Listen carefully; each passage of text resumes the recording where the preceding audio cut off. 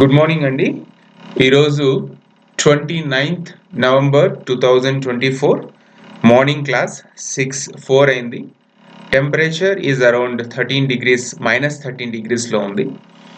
ఈరోజు క్లాస్లో మనము ఏదైతే classroom implications of educational సైకాలజీలో సెకండ్ పార్ట్ ఏదైతే ఉందో, అంటే ఏపీడిఎస్సి వాళ్ళు ఇచ్చినటువంటి సిలబస్లో స్కూల్ అసిస్టెంట్ కావచ్చు, టీజీటీ పీజీటీ ఇంగ్లీష్ కావచ్చు, ఏదైతే మనకు సెకండ్ టాపిక్ ఉందో classroom implications of educational సైకాలజీలో, దాన్ని ఈరోజు మనం స్టార్ట్ చేస్తున్నాము. లెర్నింగ్ గురించి మనం చదువుకుంటాం ఈ క్లాస్లో.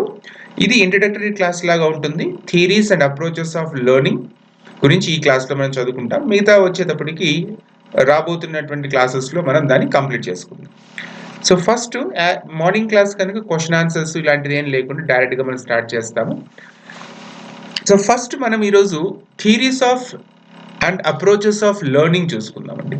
అంటే చదువుకోవడం అనేది లెర్నింగ్ తెలుగులో ఏమంటారు? ఒకసారి టెక్స్ట్ మెసేజ్ పెట్టండి. తెలుగులో లెర్నింగ్ ఏమంటారు? లెర్నింగ్ ని తెలుగులో ఏమంటారు? థియరీస్ అండ్ అప్రోచెస్ ఆఫ్ అంటే దాని టెక్స్ట్ బుక్ వర్డ్ లాంగ్వేజ్ ఏదైనా వేరే ఉండొచ్చేమో లెర్నింగ్ అనే దానికి. థియరీస్ అండ్ అభ్యాసనం కరెక్ట్. అభ్యసనం కరెక్ట్ అండి. సో అభ్యసనం అనేది ఎలా జరుగుతుంది అంటే ప్రాసెస్ ఆఫ్ లెర్నింగ్ ఎలా జరుగుతుంది, తర్వాత దానికి థియరీస్ ఏమున్నాయి, అప్రోచెస్ ఏమున్నాయి అనేది మనం ఈరోజు ఇంట్రడక్టరీ క్లాస్లో చూసుకుందాము. ఈ మెటీరియల్ నేను కూడా ఇంతకుముందు తయారు చేసుకుంది, కొంచెం మోడిఫై చేసుకుని మీకోసం మళ్ళీ దీన్ని చెప్తున్నాను అనమాట. లేదంటే ఈ కాన్సెప్ట్స్ అన్ని ఆల్రెడీ ఒకసారి ఎక్స్ప్లెయిన్ చేశాము. రికార్డెడ్ వీడియోస్ అన్ని కూడా యూట్యూబ్లో ప్రైవేట్ వీడియోస్ ఉన్నాయన్నమాట. సో ఇప్పుడు మనం థియరీస్ అండ్ అప్రోచెస్ ఆఫ్ లెర్నింగ్లో ఫస్ట్ లెర్నింగ్ అనే కాన్సెప్ట్ని అర్థం చేసుకుందాం.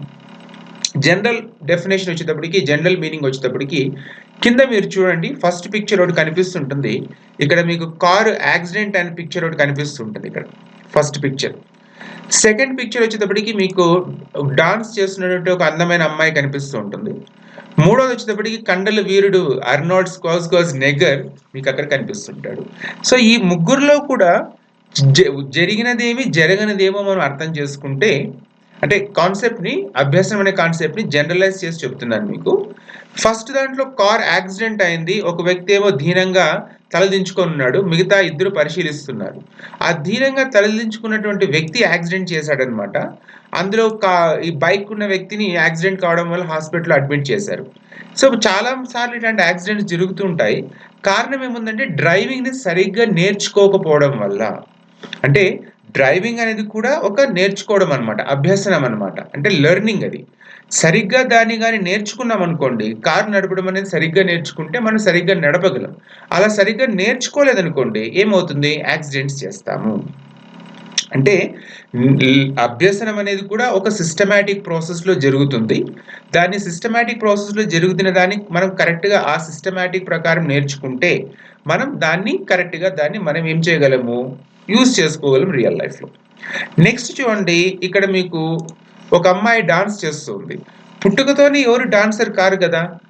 పుట్టిన తర్వాత వాళ్ళకు ఉన్నటువంటి యాప్టిట్యూడు, యాటిట్యూడు, ఇంట్రెస్ట్, హ్యాబిట్స్ ద్వారా ఏమవుతుంది? ఏదన్నా ఒక దాన్ని అభ్యసిస్తారను లేదా నేర్చుకుంటారు. అలా ప్రాక్టీస్ చేసి చేసి చేసి డాన్స్ అనే స్కిల్ని వాళ్ళు ఏం చేస్తారు? నేర్చుకుంటారు. అంటే లెర్నింగ్ ఈజ్ ఎ ప్రాసెస్.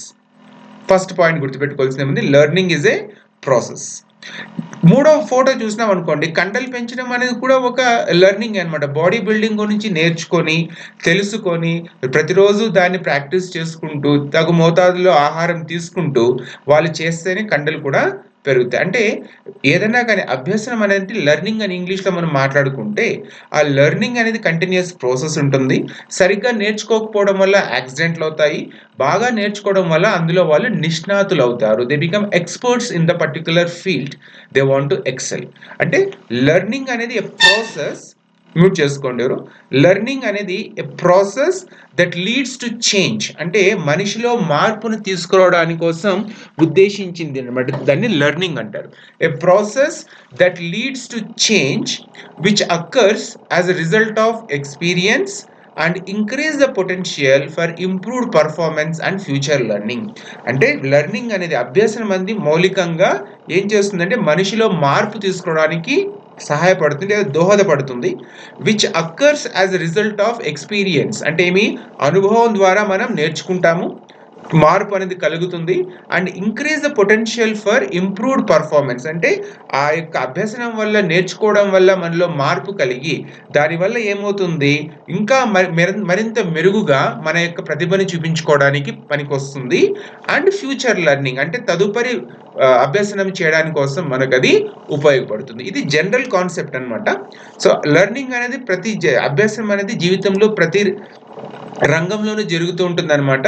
అంటే ఇప్పుడు మనం కూడా నేర్చుకుంటున్నాం, అంటే క్లాస్లో అటెండ్ అవుతూ నేర్చుకుంటున్నాం కనుక నేను డెఫినేషన్స్కి వస్తానండి. ఇది జనరల్ కాన్సెప్ట్ అర్థం కావడం కోసం చెప్తున్నాను అనమాట. అంటే అభ్యసనం అనేది ఎలా ఉంటుందంటే దాన్ని కరెక్ట్గా ఏ పద్ధతిలో నేర్చుకుంటే ఆ పద్ధతిలో మనకు అర్థమవుతే మనం ఏం చేస్తాము, ముందుకు వెళ్తాం, పురోగమిస్తాం. అంటే అందరూ కారు నడపడం నేర్చుకుంటారు, కానీ నేర్పించే వాళ్ళలో ఒక్కొక్కసారి ఇన్స్ట్రక్టర్ ఏముంటుంది, కొంతమందికి అనుభవం వల్ల ఏమవుతుంది, ఎవరికి ఎలా నేర్పిస్తే త్వరగా నేర్చుకుంటారని వాళ్ళకి అర్థమవుతుంది. డాన్స్ కూడా ఏముంటుంది, మాస్టర్కి ఏముంటుంది, ఏ అబ్బాయి లేదా ఏ అమ్మాయితో ఏ విధంగా వాళ్ళకు నేర్పిస్తే వాళ్ళు త్వరగా నేర్చుకుంటారు అని అర్థమవుతుంది. ఈ బాడీ బిల్డర్లో ట్రైనర్స్ ఏం చేస్తారు, వాళ్ళు కూడా ఆ ఎక్స్పీరియన్స్ ద్వారా వాళ్ళకి ఏం అర్థమవుతుందంటే ఎలాంటి బాడీ టైప్ ఉన్న వాళ్ళకి ఏ పద్ధతిలో వాళ్ళకి ట్రైనింగ్ ఇస్తే వాళ్ళకి మజిల్ బిల్డ్ అవుతుంది. అంటే ఇదంతా కూడా నేర్పించడమే, అంటే అర్థం చేసుకోవడము లేదంటే నేర్చుకోవడమే, అభ్యసనమే. కాకపోతే ఒక్కొక్కరికి ఒక్కొక్కటి వాళ్ళకి డిఫరెన్స్ ఉంటుంది. వాయిస్ క్లియర్గా లేదా ఆయిషా? నా వాయిస్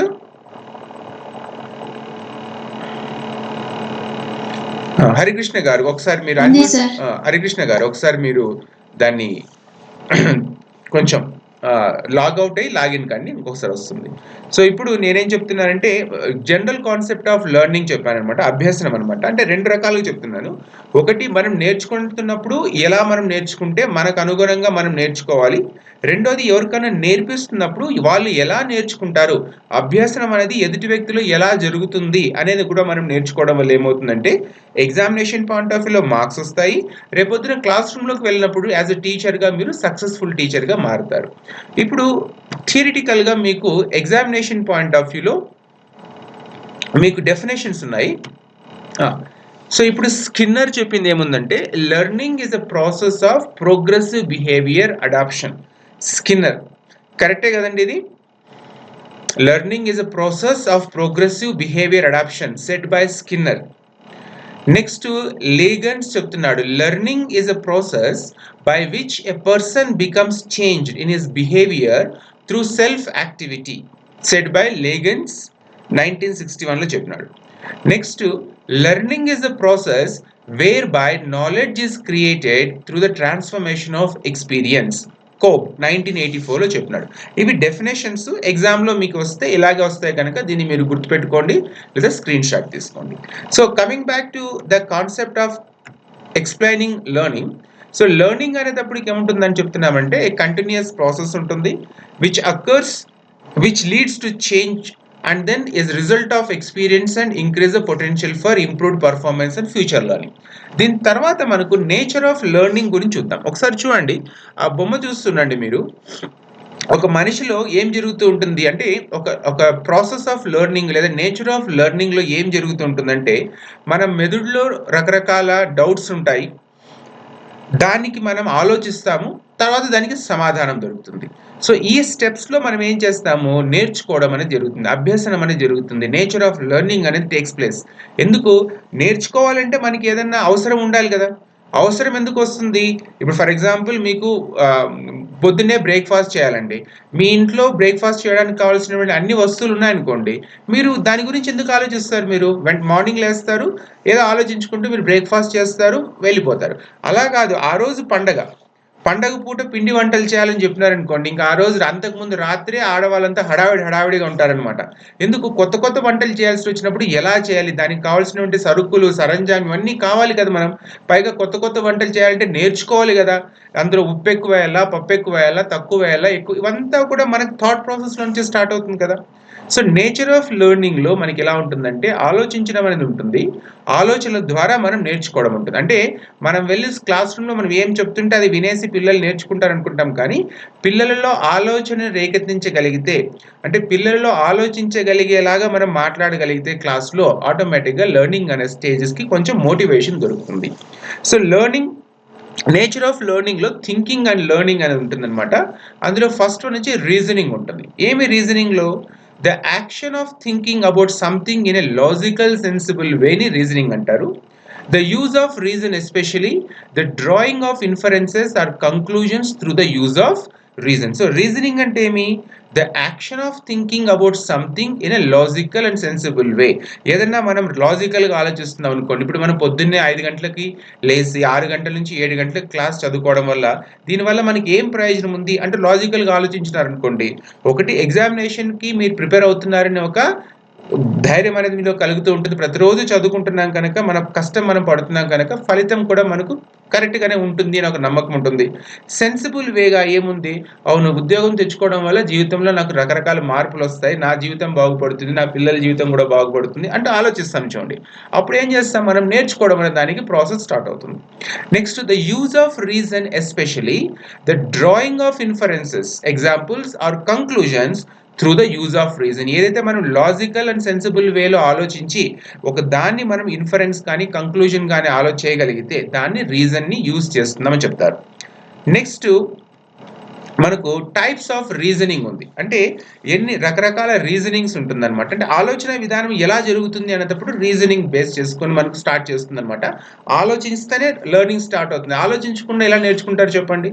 నేర్చుకోవడం అభ్యాసం అనేది మోకాల్లో జరగదు కదా. కొంతమందికి మోకాల్లో మెదడు మోకాల్లో ఉందని అంటారనమాట, కొంతమందికి అరికాల్లో ఉందంటారనమాట. కనుక మెదడులోనే జరుగుతుంది ప్రాసెస్ అంతా కూడా. రీజనింగ్ థింకింగ్ ద్వారా మనకు వస్తుంది అనమాట. సో 2 రకాలైన రీజనింగ్స్ ఉంటాయి. ఫస్ట్ వన్ వచ్చి ఇండక్టివ్ రీజనింగ్ లేదా బాటమ్ అప్ అప్రోచ్ అంటారు. రెండోది వచ్చేటప్పటికి డిడక్టివ్ రీజనింగ్ లేదా టాప్ డౌన్ అప్రోచ్ అంటారు.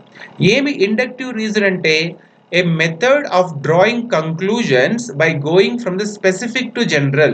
ఒక స్పెసిఫిక్ దాన్ని తీసుకొని దాని నుంచి మనము జనరలైజ్ చేసుకుంటూ డిరైవ్ చేసుకుంటూ వెళ్ళిపోయినాం అనుకోండి, దాన్ని ఏమంటారు? ఇండక్టివ్ రీజనింగ్ అని అంటారు.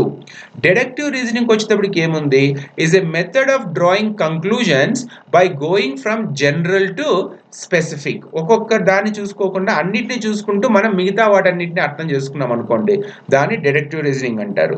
ఇప్పుడు డిడక్టివ్ రీజనింగ్ ఎగ్జాంపుల్ ఏముంది, అన్నం వండుతున్నప్పుడు బియ్యం ఉడికిందా లేదంటూ ప్రతి బియ్యపు మెతుకుని మనం తీసుకొని దాన్ని చూడం కదా.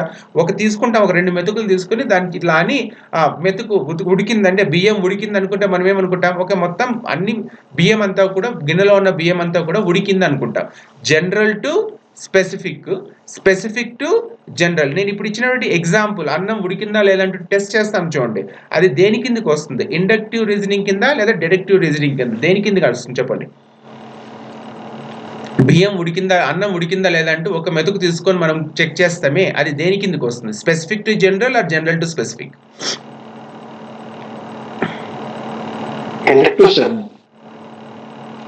ఒక్కరొకటి అంటున్నారు, అందుకే అడుగుతున్న క్వశ్చన్ నేను. ఇండక్టివా డిడక్టివా? స్పెసిఫిక్ టు జనరల్ కదా. నేను ఇంకొకసారి చెప్తానండి దీనికి ఎగ్జాంపుల్. ఇప్పుడు మనం అన్నం వండుతుంటాం, అన్నం వండుతున్నప్పుడు అన్నం ఉడికిందా లేదా అంటూ చెప్పి మొత్తం గిన్నెలో ఉన్నటువంటి మొత్తం ప్రతి ఒక్క బియ్యపు గింజని తీసుకొని మనం చెక్ చేయం కదా. ఏదో ఒకటో రెండో దాన్ని తీసుకొని అది ఉడికిందా లేదా అని చూసి ఉడికిందంటే మొత్తం బియ్యం అంతా ఉడికిందని మనం సంతృప్తి పడతాం. సో అది ఏమంటారు? అది ఏ రీజనింగ్? అది specific to general or general to specific? ఇండక్టివా డిడక్టివా?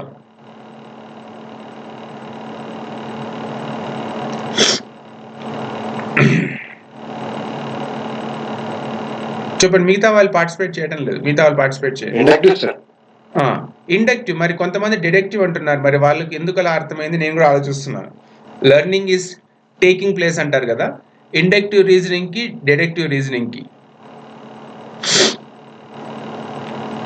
Specific to general, general to specific, ఈ రెండింటికి తేడా ఉంది కదా.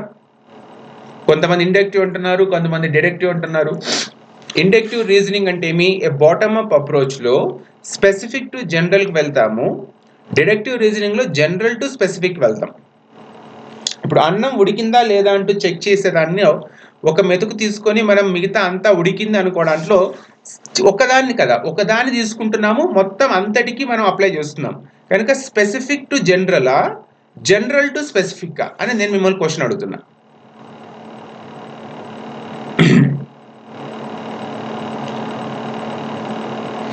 ఎందుకంటే ఇండక్టివ్ డిడక్టివ్ క్వశ్చన్స్ వస్తాయి, అందుకోసం చదువుకోండి. ఎక్కువసేపు డిస్కషన్ చేస్తే మళ్ళీ కన్ఫ్యూజ్ అవుతారు, లేదంటే నేను కూడా టాపిక్ కంప్లీట్ చేయాలన్నమాట. ఇండక్టివ్ రీజనింగ్ వస్తుందండి, స్పెసిఫిక్ టు జనరల్ అనమాట, అది ఇండక్టివ్ రీజనింగ్ వస్తుంది. జనరల్ టు స్పెసిఫిక్ అంటే ఏముంది, మొత్తం చూసుకొనేసేసి అందులో నుంచి ఏం చేస్తాం బయటకు వస్తే దాన్ని జనరల్ టు స్పెసిఫిక్ అంటాం. Right. Next, creative thinking is also process, creative thinking is also part of learning అనమాట. అంటే ఎవరిలో అయితే క్రియేటివ్ థింకింగ్ ఉంటుందో వాళ్ళు ఏం చేస్తారు, ఆలోచన చేయడం వల్ల వాళ్ళకు లెర్నింగ్ అనేది చాలా ఫాస్ట్గా ఉంటుంది. Creative thinking is the ability to consider something in a new way. Creative thinking includes analysis, open mindness, problem solving. అంటే లెర్నింగ్ అనేది, నేచర్ ఆఫ్ లెర్నింగ్లో రెండు భాగాలు ఉంటాయి. ఒకటి వచ్చేటప్పటికి రీజనింగ్, రెండోది వచ్చేటప్పటికి థింకింగ్. అంటే మనం ఆలోచిస్తూ రీజనల్ అంటే ఒక రీజన్ని బేస్ చేసుకుని, లాజిక్ బేస్ చేసుకుంటూ క్రియేటివ్ థింకింగ్ ప్రాసెస్లో కానీ మనం వెళ్ళగలిగినామంటే నేర్చుకోవడం, అభ్యసనం అనేది చాలా త్వరగా జరుగుతుంది అనమాట. Creative thinking is the ability to consider something in a new way. Creative thinking includes analysis, open mindedness, problem solving. So క్రియేటివ్గా ఉన్న వాళ్ళలో ఏముంటుందంటే వాళ్ళు ఏదన్నా కానీ త్వరగా అనలైజ్ చేయగలరు, తర్వాత ఎవరన్నా ఎదుటి వాళ్ళు చెప్పిన దాన్ని వాళ్ళలో కరెక్ట్గా ఉంటే దాన్ని స్వీకరించగలరు, తర్వాత ప్రాబ్లమ్ సాల్వింగ్ అంటే సమస్యల్ని పరిష్కరించగలరు. టైప్స్ ఆఫ్ క్రియేటివ్ థింకింగ్లో మనకు 6 టైప్స్ ఉన్నాయండి. ఫస్ట్ వచ్చేటప్పటికి కన్వర్జెంట్ థింకింగ్, సెకండ్ వచ్చేటప్పటికి divergent thinking, third one lateral thinking, fourth one aesthetic thinking, fifth one system thinking, sixth one inspirational thinking. మీకు రైట్ సైడ్ ఒక చిన్న డయాగ్రామ్ కనిపిస్తుంటుంది. డైవర్జెంట్ థింకింగ్ అనేది మీకు కనిపిస్తుంటుంది, కొంచెం మీరు ఎన్లార్జ్ చేసుకొని చూసుకోండి. ఎగ్జాజరేషన్ ఇచ్చిన ఇక్కడ డైవర్జెంట్ థింకింగ్ అనమాట, అంటే విడిపోతుంటాయి థాట్స్. లేటరల్ థింకింగ్ అనేది పక్కకు వెళ్ళి ఆలోచించడం అనమాట, out of the box thinking లాగా ఉంటుంది. నెక్స్ట్ ఏస్థెటిక్ థింకింగ్ అంటే ఏమిటి, బ్యూటీ అండ్ టేస్ట్కి సంబంధించి ఆలోచించే దాన్ని ఏస్థెటిక్ థింకింగ్ అంటారనమాట. నెక్స్ట్ సిస్టమ్ థింకింగ్ అంటే సింథసైజెస్ టువర్డ్స్ ఎ హోల్, అంటే మొత్తం అంతా విషయాన్నంతా కూడా మనం ఆలోచిస్తూ ఏం చేస్తామంటే ఒక పరిపూర్ణమైనటువంటి దాని గురించి మనం తెలుసుకోవడం దానికోసం చేసే దాన్ని సిస్టమ్స్ థింకింగ్ అంటారు. నెక్స్ట్ ఇన్స్పిరేషనల్ థింకింగ్ అంటే ఎమర్జెంట్ రాడికల్ ఇన్సైట్, అంటే కొంతమంది ఆలోచిస్తే ఎలా ఉంటుందంటే వాళ్ళ ఆలోచనలు చూస్తే భయపడతారనమాట మిగతా వాళ్ళు, అలాంటి దాన్ని ఇన్స్పిరేషనల్ థింకింగ్ అంటారు. సో ఈ మొత్తం నేను చెప్పడానికి కారణం ఏముందంటే ద నేచర్ ఆఫ్ లెర్నింగ్, అంటే నేర్చుకోవడం యొక్క దాని యొక్క నేచర్ ఎలా ఉంటుంది, అభ్యసనం యొక్క నేచర్ ఎలా ఉంటుందంటే థింకింగ్ అండ్ లెర్నింగ్ ద్వారా ఉంటుందన్నమాట. సో థింకింగ్ అండ్ లెర్నింగ్లో మనకి ఏమున్నాయి, రీజనింగ్ ఉంది, తర్వాత మనకు టైప్స్ ఆఫ్ రీజనింగ్ ఉంది, అందులో inductive reasoning and deductive reasoning ఉంది, తర్వాత క్రియేటివ్ థింకింగ్ ఉంది. సో ఇవన్నీ సమపాల్లో కలిసి మనం కానీ పిల్లలకి నేర్పించగలిగితే, కరెక్ట్ అప్రోచ్లో చూపించగలిగితే వాళ్ళల్లో అభ్యసనం అనేది మొదలవుతుంది.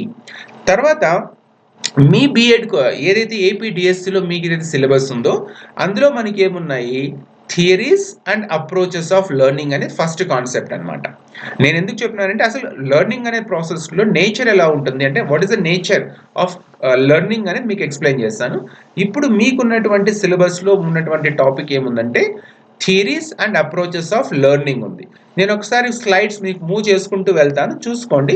ఎందుకంటే ఆల్ ఓవర్ ఇండియాలో కాదు, ఆల్ ఓవర్ వరల్డ్లో approaches and learning, theories of learning same ఉంటాయి కనుక అందులో ఏం కన్ఫ్యూజన్ లేదు. అయినా ఒకసారి మీకు చూపిస్తాను ఏవేమి నేను మీకు చెప్పబోతున్నాను అనేది. సో అప్రోచెస్ ఆఫ్ లెర్నింగ్లో ఎలా స్టార్ట్ అయింది మనకు అభ్యాసం అనేది ఎలా స్టార్ట్ అవుతుంది, తర్వాత అందులో 2 రకాలైన అప్రోచెస్ ఉంటాయి. సర్ఫేస్ అప్రోచ్ అంటారు, డీప్ అప్రోచ్ అంటారు. ఇవి రెండు కలిసి మనకు కొత్త స్ట్రాటజిక్ అప్రోచ్ అనేది ఒకటి కొత్తగా తయారవుతుంది. తర్వాత మనకు approaches of learning leads to theories in learning. అందులో మనకు 4 థియరీస్ ఉంటాయి.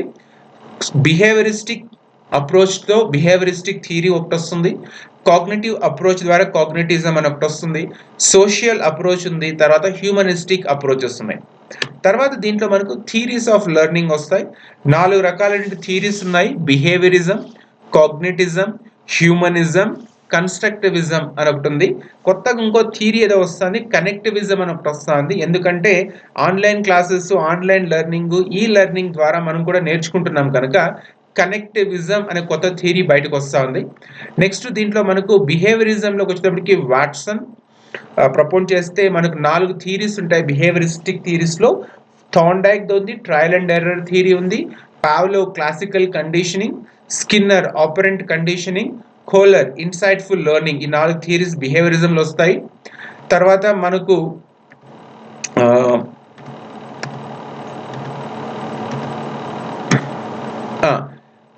కాగ్నిటివ్ డెవలప్మెంట్, కాగ్నిటిజంకి వచ్చేటప్పటికి పియాజెస్ కాగ్నిటివ్ డెవలప్మెంట్ థియరీ ఒకటి ఉంది. Next Vygotsky social cultural theory of cognitive development ఒకటి ఉంది. తర్వాత మనకు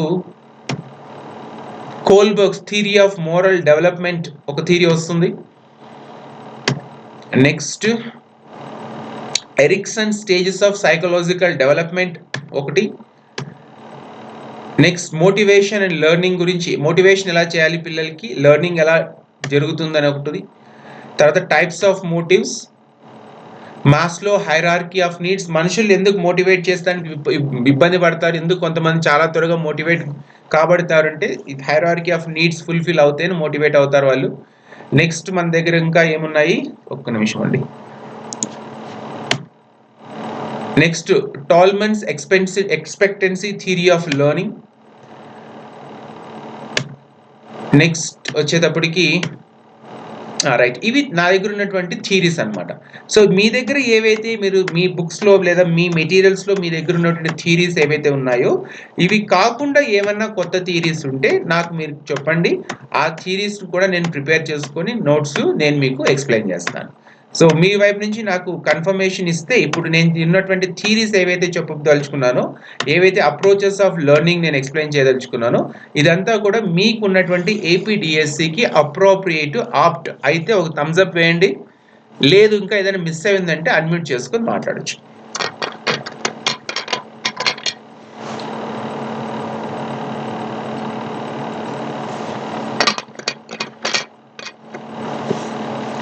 ప్రవీణ్ గారు ఒక్కరు థమ్స్ అప్ పంపించారు. మిగతా గుడ్ మార్నింగ్ సార్, చెప్పమ్మా. ట్రాన్స్ఫర్ ఆఫ్ లెర్నింగ్ థియరీస్ ఉన్నాయి. Theories of transfer of learning అవి పంపించండి, ఏవో కొంచెం పంపించండి నాకు, నేను చూసుకొని కావాలంటే దాన్ని యాడ్ చేసుకుంటాను. బేసిక్గా ఇవన్నీ కూడా నేను ఎక్కడి నుంచి డౌన్లోడ్ చేసుకొని నేను ప్రిపేర్ చేసుకుంటానంటే, last internet connection trying to reconnect. నా వాయిస్ వినిపిస్తుంది అందరికీ? సార్ ఇప్పుడు వినిపిస్తుంది సార్. ఇంతకుముందు ఇంటర్నెట్ కనెక్షన్ వెళ్ళిపోయిందమ్మా, దానికోసం.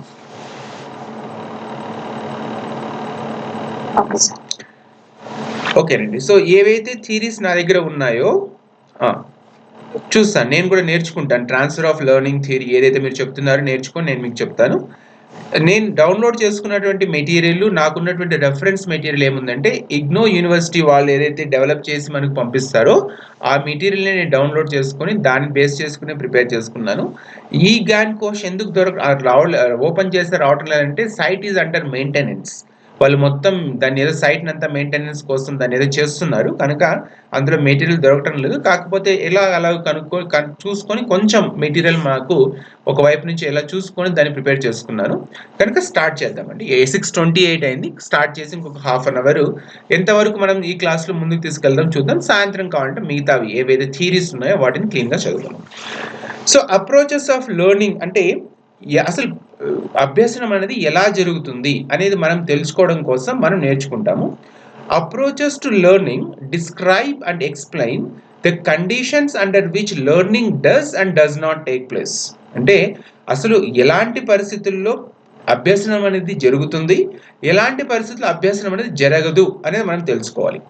This movement is towards theorising the process of learning.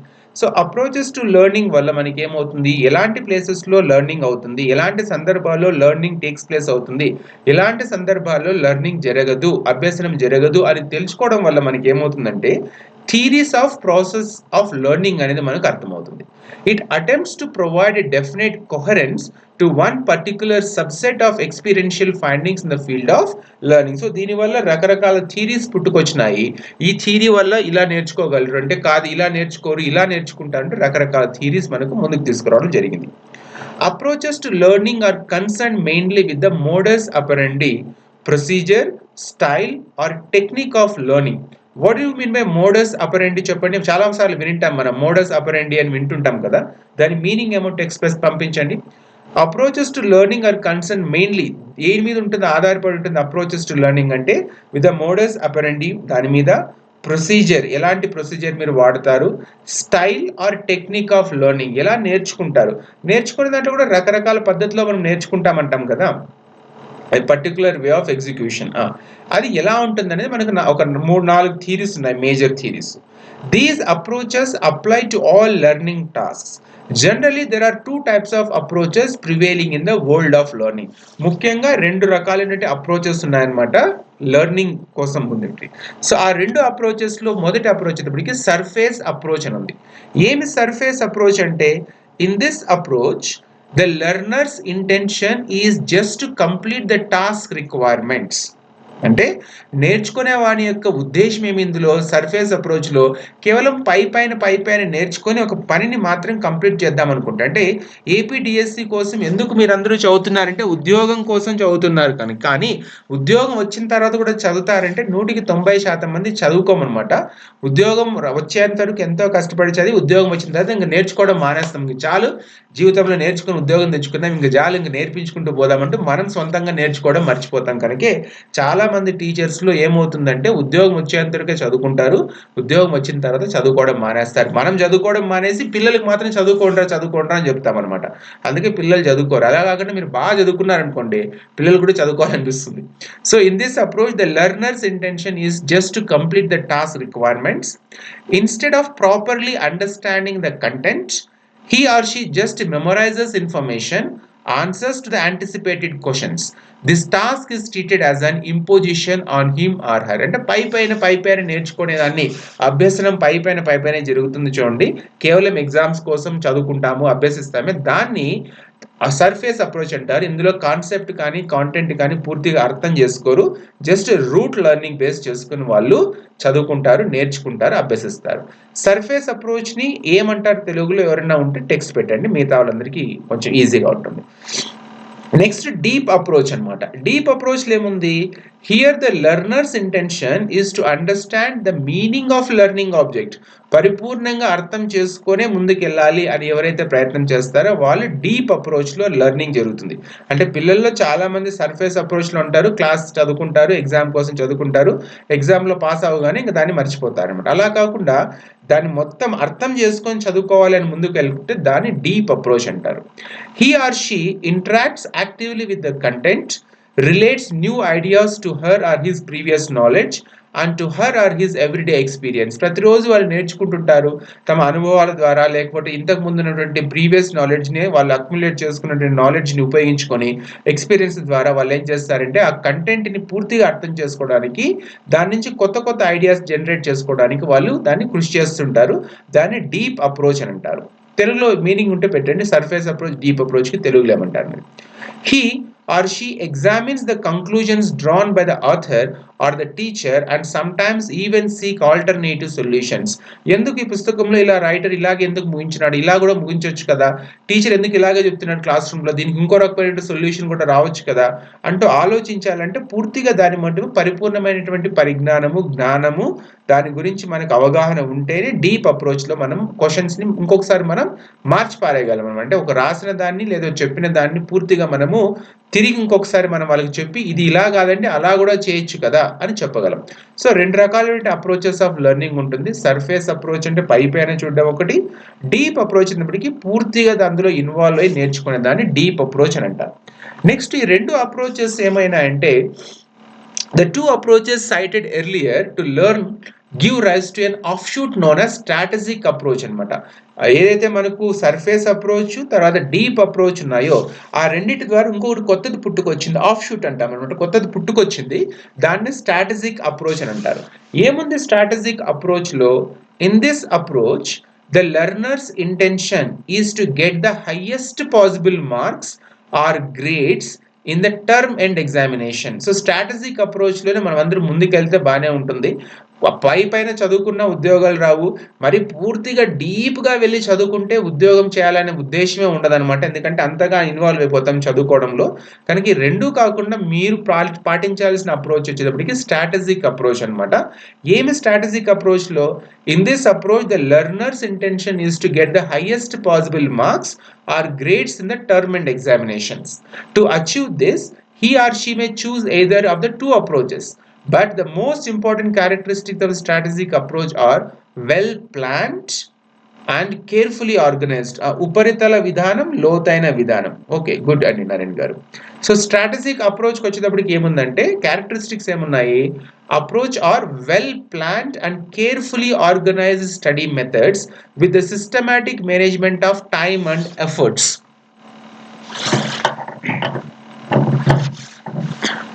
Strategic effort మీరందరూ పాటించాలండి, ఫాలో అవుతేనే ఉద్యోగాలు వస్తాయి. ఎందుకంటే సర్ఫేస్ పైన చదువుకోవడం వల్ల పూర్తిగా మనకు కాన్ఫిడెన్స్ బిల్డ్ కాదు. అలాగని డీప్ అప్రోచ్లోకి వెళ్ళినాం అనుకోండి, ఇది నాకు చాలాసార్లు జరిగిందనమాట. కాంపిటేటివ్ ఎగ్జామ్స్ ప్రిపేర్ అవుతున్నప్పుడు డీప్ అప్రోచ్లోకి వెళ్ళి లిటరేచర్ని మీరు పూర్తిగా చదివి అర్థం చేసుకొని అవగాహన చేసుకుంటున్న క్రమంలో ఏమవుతుందంటే లిటరేచర్ ఈజ్ అబౌట్ లైఫ్ కనుక చాలా వరకు ఫిలసాఫికల్గా మారిపోతాము. అంటే వాళ్ళంతా చదివిన తర్వాత జీవితంలో ఇంతకు మించి ఇంకేం లేదు కదా, ఎందుకు అనవసరంగా దీనికోసం ఇంత కష్టపడుతున్నాము అంటే రకరకాల ఆలోచనలు వచ్చేస్తాయన్నమాట. అలా రకరకాల ఆలోచనలు రావడం వల్ల ఏమవుతుందంటే ఎగ్జామినేషన్ పాయింటర్లో చదువుకోమన్నమాట. కనుక నాకు ఇప్పటికీ గుర్తుంది, ఒంటరిగా కూర్చొని చదువుకుంటున్నప్పుడు ఈ హ్యామ్లెట్ కావచ్చు, లేకపోతే మ్యాక్బెత్ కావచ్చు, లేకపోతే ఏదైతే మోడర్న్ లిటరేచర్ ఉందో ద వేస్ట్ ల్యాండ్, లేకపోతే మనకు ద పోస్ట్ మోడర్న్ లిటరేచర్స్ ఏవైతే ఉన్నాయో ఇవి చదువుతున్నప్పుడు ఏమనిపించేది అంటే ఇంతే కదా జీవితం, దీనికోసం ఎందుకు ఇంత కష్టపడుతున్నాం, దీనికోసం ఎందుకు ఇంత తాపత్రయపడుతున్నాం, కింద మీద పడుతున్నామే, ఇంతకు మించి ఇంక ఏమీ లేని జీవితం కోసం ఎందుకు ఇంత మనము బాధపడుతున్నాము, మన చుట్టూ ఉన్న వాళ్ళని ఎందుకు ఇంత బాధ పెడుతున్నాం, ఇలాంటి ఆలోచనలన్నీ ఏమవుతాయంటే డీప్ అప్రోచ్ ద్వారా మనలో కలుగుతాయి అన్నమాట. కనుక డీప్ అప్రోచ్ ద్వారా కలగడం వల్ల ఏమవుతుందంటే మనం అసలైన దాన్ని మర్చిపోయి అనవసరమైన దాని గురించి ఆలోచిస్తాం. కనుక అప్పటికప్పుడు చాలాసార్లు ట్రాక్ తప్పిపోతాం అనమాట. కనుక మనం చేయాల్సింది ఏమంటే స్ట్రాటజిక్ అప్రోచ్లోకి రావాలి. సో చాలాసార్లు నేను కంట్రోల్ చేసుకునేవని, ఇవన్నీ తర్వాత వయసు కొంచెం పెరిగిన తర్వాత చదువుకుందాము, అర్థం చేసుకుందాము, ముందు ఉద్యోగం తెచ్చుకుందాము. ఎందుకంటే ముందు కూడు గూడు బట్ట సంపాదించుకోకుండా జ్ఞానం అనే పదంతో ఎంతో ఇన్ఫర్మేషన్ అక్యుములేట్ చేసుకొని ఏదో సాధించినామంటే మురిసిపోవడం వల్ల ఏం ప్రయోజనం లేదు. ముందు మన కాళ్ళ మీద మనం నిలబడాలి. కూడు గూడు బట్ట కోసం జీవితంలో ఇంకొకరి మీద చేయి చాచి అడుక్కోకుండా బతకాలి అంటే ఉద్యోగం తెచ్చుకోవాలి. కనుక ఫస్ట్ ఉద్యోగం కోసం ప్రయత్నం చేద్దామండి. ఎందుకంటే డీప్ అప్రోచ్లో మీరు చెప్పొచ్చు ఇవంతా చదువుకొని జ్ఞానం తెచ్చుకోవాలి సార్ అంటారు. దాని తెలుగులో మొరటగా సామెత ఒకటి ఉందన్నమాట, అన్నం పెట్టలేని జ్ఞానం వేస్ట్ అనమాట. కనుక ఏదైతే మనకు అన్నం పెట్టలేనటువంటి నాలెడ్జ్ అంటూ మురిసిపోతుంటామో దానివల్ల ఎటువంటి ప్రయోజనం ఉండదు. ఫస్ట్ కూడు పెట్టుకోవడానికి, కూడు సంపాదించుకోవడానికి కావాల్సిన జ్ఞానాన్ని సంపాదించుకోండి, తర్వాత బతకడానికి కావాల్సిన జ్ఞానాన్ని సంపాదించుకుందాం. ఓకేనా? సో స్ట్రాటజిక్ అప్రోచ్ గురించి నేను ఎందుకు చెప్తున్నానంటే చాలా మందిలో ఉన్నటువంటి ప్రాబ్లం ఇదే వస్తుందన్నమాట. కొంతమంది ఏమో పైన చదువుకొని ఉద్యోగాలు తెచ్చుకుందామని పైన చదువుకుంటారు, వాళ్ళకి ఉద్యోగాలు రావు. రెండోది డీప్ అప్రోచ్లోకి వెళ్ళి పూర్తిగా దాన్ని అంతా విషయాన్ని పూర్తిగా అర్థం చేసుకొని చదువుకుందాం, నేర్చుకుందాం అనుకుంటే ఆ అర్థం చేసుకునే క్రమంలో మనల్ని మనం మర్చిపోతాము. Will lose ourselves and అందులో వెళ్ళిపోయి మనం పూర్తిగా ట్రాక్ మర్చిపోతాం. కనుక ఉద్యోగం తెచ్చుకోవాలంటే మనం అందరూ పాటించాల్సిన అప్రోచ్ వచ్చేది స్ట్రాటజిక్ అప్రోచ్ అనమాట. ఎక్కువ మార్కులు తెచ్చుకొని ఎగ్జామ్లో మనం పాస్ కావాలి. దానికి చేయాల్సినటువంటి క్యారెక్టరిస్టిక్స్ ఏమన్నాయంటే, ఒకటి well planned and carefully organise study methods మనం ఫాలో కావాలి. With systematic time management and efforts ఉండాలి. అంటే ప్లాన్ చేసుకోవాలి, అసలు ఈ వారం ఏం చదువుకోవాలి, నెక్స్ట్ వారం ఏం చదువుకోవాలి, ఈ నెలలో ఏం చదువుకోవాలి, ఏ సిలబస్లో ఉన్నదాన్ని ఎలా చదువుకుంటే మనము త్వరగా సిలబస్ కంప్లీట్ చేసుకుని రివైజ్ చేసుకోగలము. తర్వాత కేర్ఫుల్లీ ఆర్గనైజ్ స్టడీ మెథడ్స్ ఉంటాయి. అంటే ఏ మెథడ్లో చదువుకుంటే సైకాలజీ మనకు అర్థమవుతుంది, ఏ మెథడ్లో చదువుకుంటే గ్రామర్ అర్థమవుతుంది, ఏ మెథడ్లో చదువుకుంటే లిటరేచర్ అర్థమవుతుంది అనేది ముందుగానే మనం అర్థం చేసుకోవాలి. With systematic management of time ఉండాలి. అంటే ఏ టైంలో ఎప్పుడు చదువుకోవాలి, ఎంతసేపు చదువుకోవాలి అనేది మేనేజ్ చేసుకోవాలి. తర్వాత ఎఫర్ట్స్ ఉండాలి. ఒక రోజేమో విపరీతంగా 10 గంటలు చదువుకుంటాం, నెక్స్ట్ రోజు వచ్చేటప్పటికి 1 గంట కూడా చదువుకోలేము. అలా కాకుండా ఎఫర్ట్స్, టైము ప్రాపర్ సిస్టమేటిక్గా ఉండాలి. తర్వాత well planned and carefully organise study methods ఉండాలి, మెటీరియల్స్ ఉండాలి. సో అందరూ సిస్టమేటిక్ అప్రోచ్లోనే ముందుకెళ్ళండి, తప్పకుండా ఉద్యోగాలు వస్తాయి అందరికి. సో డీప్ అప్రోచ్ ఉంది, సర్ఫేస్ అప్రోచ్ ఉంది. These two leads to systematic approach ఉంది అనమాట. నెక్స్ట్ అప్రోచెస్ ఆఫ్ లెర్నింగ్ వచ్చేటప్పటికి మనకు learning theories that emerged during 20th century. అంటే 20వ శతాబ్దంలో నేను లెర్నింగ్ థియరీస్ అని పుట్టుకొచ్చినాయి అనమాట. అంతకంటే ముందు మరి తెలీదా అంటే మనకు గురుకులాల్లో ఉన్న వాళ్ళకి, పనిచేస్తున్న వాళ్ళకి, లేదంటే ఎవరైతే వీళ్ళు గురువులు అని చెప్తుంటామో వాళ్ళకి తెలీదా అభ్యాసం ఎలా జరుగుతుందని తెలిసిండొచ్చు. కాబట్టి థియరిటికల్గా రిటర్న్గా మనకు బయటకు వచ్చింది 20th centuryలో అనమాట. Learning theories that emerged during the 20th century have been supported by experimentation. అంటే రకరకాల ప్రయోగాలు చేస్తూ ఆ ప్రయోగాల ద్వారా వాళ్ళు తెలుసుకున్నటువంటి విషయాన్ని వాళ్ళు పరిశీలించి, ఓకే ఇలా లెర్నింగ్ అనేది ఇలా జరుగుతుంది, పిల్లల్లో అభ్యాసం అనేది ఇలా మొదలవుతుంది, ఇలా జరుగుతుంది అంటూ వాళ్ళు దాన్ని బయటికి తీసుకొచ్చి థియరిటికల్గా మనకు బయటికి తీసుకోవడంలో థియరీస్ మొదలైనవి. The theories may be classified into 4 major approaches or faculties of learning are the schools of thoughts. ఒక 4 మనకు మేజర్ అప్రోచెస్ ఉన్నాయన్నమాట లెర్నింగ్ మీద, లేదా దాన్ని ఫ్యాకల్టీస్ ఆఫ్ లెర్నింగ్ అంటారు, లేదా స్కూల్స్ ఆఫ్ థాట్ అని అంటారు అనమాట. ఆ 4 major approaches of learning or faculties of learning or schools of thoughts వచ్చేటప్పటికి మొదటిది బిహేవియరిస్టిక్ అప్రోచ్, రెండోది కాగ్నిటివ్ అప్రోచ్, మూడోది సోషల్ అప్రోచ్, నాలుగోది హ్యూమనిస్టిక్ అప్రోచ్. సో ఈ 4 మేజర్ అప్రోచెస్ ఉన్నాయి మనకు. ఏదైతే మనకు లెర్నింగ్ థియరీస్లో ఫ్యాకల్టీస్ ఆఫ్ లెర్నింగ్ కావచ్చు, లేదా స్కూల్స్ ఆఫ్ థాట్స్లోకి వచ్చేటప్పటికి 4 ఉన్నాయి. Behaviouristic approach, cognitive approach, social approach and humanistic approach. ఇప్పుడు మీకు స్క్రీన్ మీద క్లీన్గానే కనిపిస్తుంది అనుకుంటున్నాను, కొంచెం చిన్నగా ఉంటుంది స్క్రీన్ మీద. ఎన్లార్జ్ చేసుకొని చూస్తే మనకు ఈ 4 థియరీస్లో ఏమున్నాయంటే బిహేవియరిజం థియరీస్ ఆఫ్ లెర్నింగ్లో ఫస్ట్ వన్ నుంచి బిహేవియరిజం ఉంది, రెండోది వచ్చేటప్పటికి కాగ్నిటివిజం ఉంది, మూడోది హ్యూమనిజం ఉంది, నాలుగోది కన్స్ట్రక్టివిజం ఉంది. ఇప్పుడు నా క్వశ్చన్ ఏమంటే, కొంచెం నీళ్ళు తాగడానికి మధ్యలో క్వశ్చన్ అడుగుతున్నా, సోషలిజం ఎక్కడ పోయిందండి? ఇంతకుముందు థియరీస్ ఆఫ్ అప్రోచ్లో సోషల్ అప్రోచ్ ఉంది కదా, ఆ సోషల్ అప్రోచే కనిపించడం లేదే, ఎక్కడ పోయింది మరి సోషల్ అప్రోచ్? బిహేవియరిజం ఉంది, కాగ్నిటివిజం ఉంది, హ్యూమనిజం ఉంది, సోషల్ అప్రోచ్ ఎక్కడ పోయింది?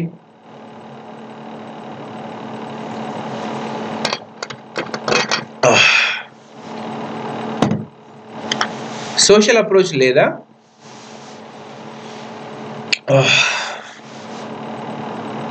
ఎవరు మాట్లాడటం లేదే. 4 అప్రోచెస్ అని చెప్పాం కదండి. ఫస్ట్ అప్రోచ్ ఏమో బిహేవియరిజము. I think it comes under humanism, sir. Humanism కిందకి వస్తుందా? Yes, sir. సరే, మనం చదువుకుంటే మనకు క్లారిటీ వస్తుంది. సో ఇప్పుడు మనకు మేజర్ 4 థియరీస్ అని చెప్పినాను, ఇందులో 4 మీకు రాశాను. అందులో బిహేవియరిజం ఒకటి, కాగ్నిటివిజం ఒకటి, హ్యూమనిజం ఒకటి అండ్ కన్స్ట్రక్టివిజం ఒకటి. అక్కడ మీకు కొన్ని చూపించడానికి ట్రై చేస్తున్నాను, కొంచెం ఎన్లార్జ్ చేసుకొని చూడండి. బిహేవియరిజంలో మళ్ళీ 3 ఫీచర్స్ లాగా వచ్చినాయి అనమాట, కన్స్ట్రక్టివిజంలో కలిసిపోయింది. బిహేవియరిజంలో 3 ఉన్నాయి: direct instruction, programmed instruction, social learning theories. చెప్పండి.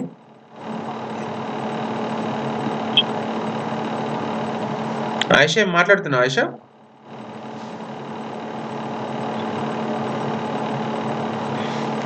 సరే, ఓకేనా. బిహేవియరిజంలో మనకు direct instruction, programmed instruction, social learning theory ఒకటి వస్తుంది, 3 వస్తాయి. కాగ్నిటివిజంలో వచ్చేటప్పటికి attribution theory, elaboration theory, cognitive development, conditions of learning గురించి డిస్కస్ చేసుకుంటాం. హ్యూమనిజంకి వచ్చేటప్పటికి ఎక్స్పీరియన్షియల్ లెర్నింగ్, అంటే experiential learning is a part of humanism.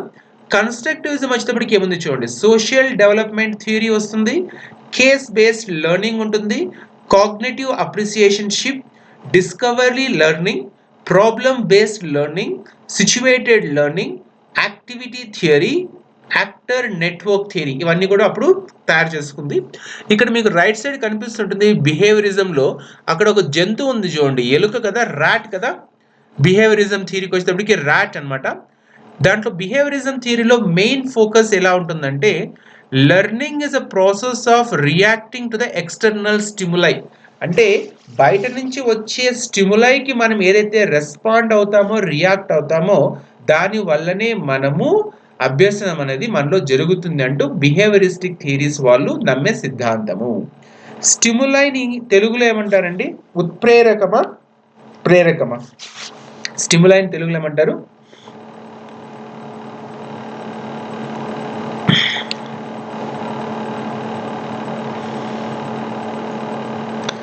So behaviourist school వాళ్ళు నమ్మే సిద్ధాంతం ఏముందంటే learning is a process of reacting to external stimuli. అంటే బయట నుంచి వచ్చే స్టిములైకే మనం రెస్పాండ్ అవుతాం, నేర్చుకుంటాం. అంటే ఇప్పుడు జింక పులిని చూసి అంత వేగంగా ఎలా పరిగెత్తుంది అంటే ప్రాణాలు కాపాడుకోవాలంటే పరిగెత్తాలి కనుక అంత వేగంగా పరిగెత్తుంది. అలా కాకుండా పులి అనే జంతువే లేదనుకోండి, జింక వేగంగా పరిగెత్తే ఒక స్కిల్ని నేర్చుకోవాల్సిన అవసరం లేదు, నేర్చుకునే ఉద్దేశం కూడా ఉండదన్నమాట. అలా ప్రతి ఒక్కరూ మనం ఏం చేస్తామంటే ఎక్స్టర్నల్ స్టిములై ఉండడం వల్లే మనము అభ్యసనం అనేది దానికి రియాక్షన్గా మాత్రమే నేర్చుకుంటాము. ఇప్పుడు ఏపీడిఎస్సి ఎగ్జామ్లో మీకు ఉద్యోగాలు తక్కువ మోతాదులు ఇవ్వడం వల్ల, అంటే ఎక్కువ నంబర్ కాకుండా ఇంత మాత్రమే 100 150 స్కూల్ అసిస్టెంట్ ఇంగ్లీష్కి ఇవ్వడం వల్ల ఏమవుతుందంటే ఆ యొక్క ఎక్స్టర్నల్ స్టిములైకి మనం అందరూ గురికాయ ఏమవుతున్నాం, బాగా నేర్చుకోవాలి, బాగా చదువుకోవాలనుకుంటున్నాం. అలా కాకుండా స్కూల్ అసిస్టెంట్ ఇంగ్లీష్కి ఒక డిస్ట్రిక్ట్లో ఒక 50,000 ఉద్యోగాలు ఉన్నాయనుకుందాం. జరగదనుకోండి అలాంటిది, ఎప్పుడు కూడా ఉందనుకుందాం. అంటే రాసే ప్రతి ఒక్కరికి ఉద్యోగం వస్తుందనే నమ్మకం ఉందనుకోండి, చదివినా చదవకపోయినా ఉద్యోగం వస్తుంది అనుకున్నాం అనుకోండి, అసలు చదవాల్సిన అవసరం ఏముంది? నాకైతే ఎగ్జాక్ట్ ఇయర్ అయితే గుర్తు రావటం లేదు ఎప్పుడు మరి ఇలా జరిగిందని. నేనైతే ఎగ్జామ్ రాలేదు కనుక డిఎస్సి నాకు తెలీదు. ఏదో సంవత్సరంలో రాసిన అభ్యర్థుల కంటే ఉద్యోగాలు ఎక్కువ ఉండడం వల్ల అసలు దాంట్లో రిక్రూట్మెంట్ ప్రాసెస్లో ఏమైందంటే ఉద్యోగాలు భర్తీ కాలేదు. నాకు అది ఎప్పుడు అందుకు గుర్తు రావడం లేదు. ఉద్యోగాలు భర్తీ కాలేదనమాట. అంటే వేకెన్సీస్ ఎక్కువ ఉన్నాయి, తర్వాత ఆస్పిరెంట్స్ తక్కువ ఉన్నారు. తర్వాత మళ్ళీ ఏపీ గవర్నమెంట్ తీసుకొచ్చింది ఏముందంటే +2 పాస్ అయిన వాళ్ళు కూడా వితౌట్ డిఎడ్ కావచ్చు, బిఎడ్ కావచ్చు, ఏది లేకున్నా కూడా ఉద్దీపన, కరెక్ట్ అండి. నేనేం చెప్తున్నానంటే ఏదో సంవత్సరంలో నేను కూడా చూసాను, అది జస్ట్ ఇంటర్మీడియట్ పాస్ అయి ఉంటే చాలు వాళ్ళకి ఉద్యోగం ఇస్తాము అంటూ ఏదో ఒక స్కీమ్ తీసుకొచ్చింది గవర్నమెంట్ అనమాట. జస్ట్ +2 అంటే అప్పుడు చదువుకొని ఉద్యోగాలు తెచ్చుకోవాలని కష్టపడే వాళ్ళకంటే ఉద్యోగం చేయడానికి అభ్యర్థులు లేకపోవడం అనేది కూడా ఇక్కడ జరుగుతుందన్నమాట. సో ఇలాంటి ఎక్స్టర్నల్ స్టిములే మనకి ఏదైతే లేకపోతుందో అప్పుడు మనం నేర్చుకోవడం, అభ్యసనం అనేది జరగదు అంటూ నమ్మే సిద్ధాంతమే బిహేవియరిజం. సో బిహేవియరిజంలో ఏముందంటే learning is a process of reacting to external stimuli అని ఉంటుంది. Behaviour can be explained without considering mental states or consciousness. అంటే బిహేవియర్ని ఎక్స్ప్లెయిన్ చేయడానికి మనకు మెంటల్ స్టేటస్ కానీ లేదంటే కాన్షియస్ని కానీ అర్థం చేసుకోవాల్సిన అవసరం లేదు అంటూ నమ్మే సిద్ధాంతమే బిహేవియరిజం. నెక్స్ట్ కాగ్నిటివిజంలో ఏముందంటే learning is a process of acquiring and storing information. So cognitivism వాళ్ళు ఏమంటే దీనికి మెదడుకు సంబంధించిన వీళ్ళు ఎక్కువ ఫోకస్ చేస్తారు కనుక learning is a process of acquiring and storing information. అభ్యసనం అంటే ఏముంది లేదండి, సింపుల్ అనమాట. మనము చాలా ఇన్ఫర్మేషన్ని అక్వైర్ చేసుకోవడము, తర్వాత దాన్ని స్టోర్ చేసుకోవడం. Storing information, acquiring and storing information is nothing but process of learning. అంటే నేర్చుకోవడం అనేది, అభ్యసనం అనేది ఎలా జరుగుతుందంటే learning is a process of acquiring and storing information అని కాగ్నిటివ్ స్కూల్ వాళ్ళు బిలీవ్ చేస్తారు. Change in behaviour or a reflection of what is in people's minds. అంటే మన మెదడులో మార్పు తీసుకురావడము change in behaviour or a reflection of what is in people's mind. అంటే మార్పు తీసుకోవడానికి ముఖ్యంగా వాళ్ళు ప్రధానంగా కాగ్నిటివిజం స్కూల్ వాళ్ళు బిలీవ్ చేసేది ఏమంటే మనిషిలో మార్పు అంటే మెదడులో ఆలోచన విధానంలో మార్పు తీసుకురాగలిగితే వాళ్ళకి లెర్నింగ్ అనేది జరుగుతుందంటారు. సో కాగ్నిటివిజం స్కూల్ వాళ్ళు బేసిక్గా నమ్ముతుంది ఏమంటే learning is a process of acquiring and storing information is cognitivism. Learning is a process of reacting to the external stimuli is behaviourism. మూడోది కన్స్ట్రక్టివిజంలోకి వచ్చినాం అనుకోండి, కన్స్ట్రక్టివిజం ఏం బిలీవ్ చేస్తుంది, learning is a process of constructing subjective reality based on previous knowledge and objective reality అని చెప్తున్నారు. Constructivism వాళ్ళు ఏమంటున్నారు, learning is a process of constructing selective reality, subjective reality. Learning is a process of constructing subjective reality based on previous knowledge and objective reality. అంటే మనకు రెండు realities ఉంటాయి, subjective reality తర్వాత objective reality, రెండు realities ఉంటాయన్నమాట. అంటే subjective reality అన్నప్పుడు మనకు ఇండివిజువల్గా మనకు ఏది కరెక్ట్ అనిపిస్తుందో, రియల్ అనిపిస్తుందో దాన్ని మనం నమ్ముతూ వెళ్తాము. ఆబ్జెక్టివ్ రియాలిటీ అంటే ఏముంది, ఉన్నది ఉన్నట్లే ప్రపంచంలో ఉంటుందన్నమాట. ఫర్ ఎగ్జాంపుల్ ఇప్పుడు నేను మీకు ఈ యొక్క ఫ్లాస్క్ చూపిస్తున్నాను అనుకోండి, ఈ ఫ్లాస్క్ ని చూసి నేనేమనుకుంటున్నాను, సబ్జెక్టివ్ రియాలిటీలో ఇది చాలా తెల్లగా ఉందని నేను ఫీల్ అవుతున్నాను. కానీ ఆబ్జెక్టివ్ రియాలిటీలో ఏముంది, మీరందరికీ చూస్తున్నదంటే ఆబ్జెక్టివ్ రియాలిటీలో ఏముంది, ఇది నల్లటి రంగులో ఉంది. సో సబ్జెక్టివ్ రియాలిటీ అనేది వ్యక్తిగతంగా ఉంటుంది, ఆబ్జెక్టివ్ రియాలిటీ వాస్తవ రూపంలో ఏది ఉంటుందో అది ఉంటుంది. సో కన్స్ట్రక్టివిజం వాళ్ళు ఏం బిలీవ్ చేస్తారు, learning is a process of constructing subjective reality based on previous knowledge and objective reality. దీని మీద బేస్ చేసుకుని వాళ్ళు కన్స్ట్రక్టివిజాన్ని ముందుకు తీసుకెళ్తారు. Behaviour is a result of testing personal hypothesis. So ఒక వ్యక్తి బిహేవియర్ అనేది ఎలా ఉంటుందంటే the result of testing personal hypothesis. ఇది ఒక క్లుప్తంగా బిహేవియరిజం స్కూల్ వాళ్ళు ఎలా ఆలోచిస్తారు, లెర్నింగ్ అనేది ఎలా జరుగుతుందని ఆలోచిస్తారు. కన్స్ట్రక్టివిజం వాళ్ళు లెర్నింగ్ ఎలా జరుగుతుందని ఆలోచిస్తారు. తర్వాత కాగ్నిటివిజం స్కూల్ ఆఫ్ థాట్లో లెర్నింగ్ ఎలా జరుగుతుందని ఆలోచిస్తారు. అంటే నేను జస్ట్ క్లుప్తంగా చెప్పాను. సో బిహేవియరిజంలో ఏముంటుంది, learning is a process of reacting to external stimuli అనేది బిహేవియరిజంలో వస్తుంది. కాగ్నిటిజంలో learning is a process of acquiring and storing information అది కాగ్నిటిజంలోకి వస్తుంది. కన్స్ట్రక్టివిజంకి వచ్చేటప్పటికి learning is a process of constructing subjective reality based on previous knowledge and objective reality అనేది కన్స్ట్రక్టివిజంలో మనము చదువుకుంటాం. ఇప్పుడు ఫస్ట్ థియరీ ఏదైతే ఉందో, బిహేవియరిజంలో ఏదైతే థియరీ ఉందో, బిహేవియరిజం అనే థియరీకి వాట్సన్ అనే పదం పేరు పెట్టాం కదండి. Who is this Watson? ఈ వాట్సన్ ఎవరు? సారా అడ్మిట్ చేసుకొని చెప్పండి అమ్మా.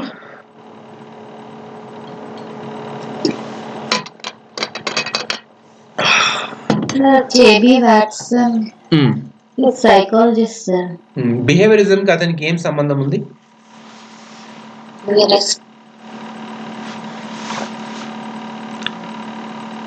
ఎవరు మిగతా వాళ్ళు కూడా father of behaviourist. Father of behaviourism. ఆ బిహేవియరిస్ట్ థియరీస్ ని ఎవరైతే తీసుకొచ్చినాడో ఫస్ట్ తీసుకొచ్చినటువంటి వ్యక్తి బిహేవియరిజం ని వాట్సన్ అన్నమాట. He is considered as the father of behaviourism. ఇందులో మనకు 4 ఇంపార్టెంట్ థియరీస్ ఉంటాయి. అందులో థార్న్డైక్ ప్రపోజ్ చేసినటువంటి ట్రయల్ అండ్ ఎర్రర్ థియరీ ఒకటి, పావ్లో తీసుకొచ్చినటువంటి క్లాసికల్ కండిషనింగ్ థియరీ ఒకటి, స్కిన్నర్ తీసుకొచ్చినటువంటి ఆపరేట్ కండిషనింగ్ థియరీ ఒకటి, కోలర్ తీసుకొచ్చినట్టు ఇన్సైట్ఫుల్ లెర్నింగ్ ఒకటి. ఇందులో మీకు నేను 4 బొమ్మలు ఇచ్చినానండి. ఒక దాంట్లో ఏమో పిల్లి ఉంది, ఒక దాంట్లో కుక్క ఉంది, ఒక దాంట్లో ఎలక ఉంది, ఒక దాంట్లో చింపాంజీ ఉంది. సో ఈ 4 జంతువుల్ని ఈ 4 థియరీస్ లో వాడడం చేసినారనమాట. ఇది ఎగ్జామినేషన్ పాయింట్ ఆఫ్ వ్యూలో ఒక ఎంసీక్యూ కింద వస్తుంది. Name of the theorist, name of the theory and the name of the animal used in that theory. అంటే ఆ థియరీ ఎవరు ప్రపోజ్ చేస్తారు, ఎవరు తీసుకొచ్చారు, ఆ థియరీ పేరేమి, తర్వాత ఆ థియరీలో ఎక్స్పెరిమెంట్ కోసం వాడబడినటువంటి జంతువు. ఈ 3 కాంబినేషన్స్ మీరు రాసుకోవాలి, గుర్తుపెట్టుకోవాలి ఎగ్జామ్ కోసం అన్నమాట. ఫస్ట్ చూద్దాం. థార్న్డైక్ ట్రయల్ అండ్ ఎర్రర్ థియరీలో ఏ జంతువుని వాడారు చెప్పండి. ఆ 4 బొమ్మల్లో చూసి చెప్పండి. థార్న్డైక్ వాడినటువంటి ట్రయల్ అండ్ ఎర్రర్ థియరీలో ఉపయోగించినటువంటి జంతువు ఏది?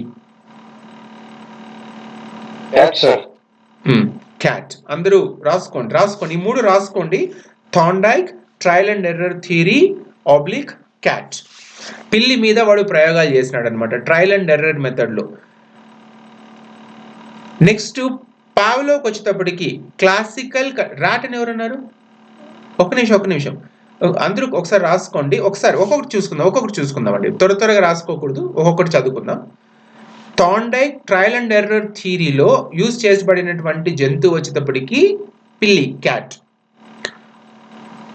పావ్లో క్లాసికల్ కండిషనింగ్ వచ్చేటప్పటికి కుక్ అని వాడ్డాడు, డాగ్ అనమాట. పావ్లో క్లాసికల్ కండిషనింగ్ థియరీని తీసుకొచ్చినాడు. అందులో వాడబడినటువంటి జంతువు వచ్చేటప్పటికి కుక్క, డాగ్ అనమాట. మూడోది స్కిన్నర్ ఆపరెంట్ కండిషనింగ్ లో ఏది వాడారు? స్కిన్నర్ ఆపరెంట్ కండిషనింగ్ లో విచ్ అనిమల్? ర్యాట్. ఓకే. నాలుగోది కోలర్ ఇన్సైట్ఫుల్ లెర్నింగ్ లో దేని వాడారు?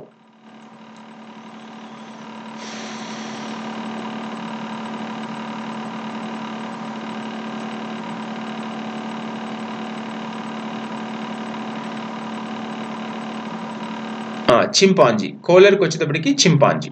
కనుక ఇవి 3 ఒక సిస్టమేటిక్ గా రాసుకోండి. బిహేవియరిజం థియరీస్కి వచ్చేటప్పటికి 4 చదువుకుంటాం మనము.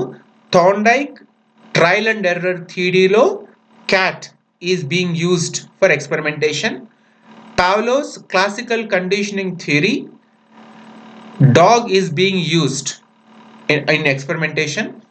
స్కిన్నర్ ఆపరెంట్ కండిషనింగ్ లో ర్యాట్ వాడడం అని జరిగింది. కోలర్కి వచ్చేటప్పటికి ఇన్సైట్ఫుల్ లెర్నింగ్ థియరీలో చింపాంజీని వాడబడడం జరిగింది. ఇవి 4 థియరీస్ బిహేవియరిజం కిందికి వస్తాయి. ఆ చింపాంజీ పేరు సుల్తాన్ వాడబడడం జరిగింది. పైన అరటికాయలు కట్టి దాన్ని వదిలేస్తారనమాట. చాలాసేపు అది అర్థం కాదు, పైన అరటికాయలను ఎలా తీసుకోవాలని ఆలోచించి సడన్ గా దానికి మైండ్ లో ఫ్లాష్ అవుతుంది అనమాట. ఓకే, నేను పైకి ఎక్కి దాని మీద కొన్ని బెంచెస్ ఉంటాయి లేదా చైర్స్ ఏవో పెట్టింటారు, దాన్ని ఎక్కి నేను తీసుకోవచ్చు కదా, దాన్ని ఇన్సైట్ఫుల్ లెర్నింగ్ అని అంటారు అనమాట. స్కిన్నర్ వచ్చేటప్పటికి ఆపరెంట్ కండిషనింగ్. ఎలుక ఉంటుంది, బయట స్టిములై ఉంటుంది. ఎలుక ఒక దాన్ని ఒత్తితే ఒక స్టెప్పర్ ఉంటుంది, ఒక స్టెప్పర్ ఒత్తితే దాంట్లో వచ్చి తెరుచుకోవడం ఏమవుతుంది, లోపలికి గింజలు వస్తాయన్నమాట, అది నేర్చుకుంటుంది. కుక్కకు వచ్చేటప్పటికి ఏముంటుందంటే స్టిములస్ ఉంటుంది అనమాట. బయట వచ్చి ఒక గంట కొట్టి వాళ్ళు ఏం చేస్తారు, అన్నం ఏదైనా ఆహారం పెడితే దాని నోట్లో నుంచి లాలాజలం ఊరుతుంది. ఒక్క నిమిషం. లాలాజలం ఊరుతుంది. ఎక్స్టర్నల్ స్టిములైకి అది రెస్పాండ్ అవుతూ ఉంటుంది. అంటే వాళ్ళు ఆహారం పెట్టే ముందు ప్రతిసారి గంట కొడతారనమాట. గంట కొట్టగానే దానికి అర్థమవుతుంది నాకు ఆహారం వస్తుందని చెప్పి. తర్వాత వాళ్ళు ఆహారం పెట్టకుండానే గంట కొడతారు, దానివల్ల కూడా లాలాజలం ఊరుతుంది అనమాట. నెక్స్ట్ మనకు థార్న్డైక్ ట్రయల్ అండ్ ఎర్రర్ థియరీలో ఒక పిల్లిని లోపల పెట్టి బయట స్టిములస్, బయట దానికి ఆహారం పెడతారు. ఒక లివర్ ఉంటుంది, దానికి డోర్ కనెక్ట్ అయి ఉంటుంది అనమాట. ఆ లివర్ అది ప్రెస్ చేస్తే డోర్ ఓపెన్ అవుతుంది, బయటకు వచ్చి తింటుంది అనమాట. కానీ మొదట్లోని ఇవన్నీ తెలియవు కదా. అంటే ఒక్కొక్క థియరీలో ఒక్కొక్కటి వాళ్ళు ఎలా నేర్చుకుంటారు అనేది మనము బిహేవియరిజం థియరీస్ లో మనం నేర్చుకుందాం. Thorndike cat, Pavlov dog, rat, insightful Sultan. Correct. ఓకేనండి. సో ఇప్పుడు 6:57 అయింది. ఒకసారి థియరీస్ 4 థియరీస్ని జస్ట్ ఒకసారి ఇంట్రడ్యూస్ చేసేస్తాను. సాయంత్రం క్లాస్లో 4 థియరీస్ని కూలంకుషంగా మనం నేర్చుకుందాం. So Thorndike trial and error థియరీలో వచ్చేటప్పటికి Thorndike is an American psychologist and also known as father of educational psychology. So who is known as father of educational psychology ante he is Thorndike and he belongs to America. It represents the original SR framework of behaviorism. అంటే stimulus and response అనే framework కి సంబంధించిన theory అన్నమాట. Learning is the result of association between stimulus and response. So ఇది connectionism కి వస్తుందన్నమాట. ఇదంతా మళ్ళీ చదువుకుందాం. ఇక్కడ law of use, law of disuse, primary laws of learning లో. Next Thorndike trial and error థియరీకి సంబంధించి laws of intensity of stimulus ఇవన్నీ ఉంటాయి. నెక్స్ట్ క్లాసికల్ కండిషనింగ్ వచ్చేటప్పటికి Ivan Pavlov, he belongs to Russia, physiologist, classical conditioning థియరీని తీసుకొచ్చినాడు. Also network వెళ్ళిపోయింది. Trying to reconnect. చూద్దాం, ఇలాగే జరుగుతూ ఉంటుంది.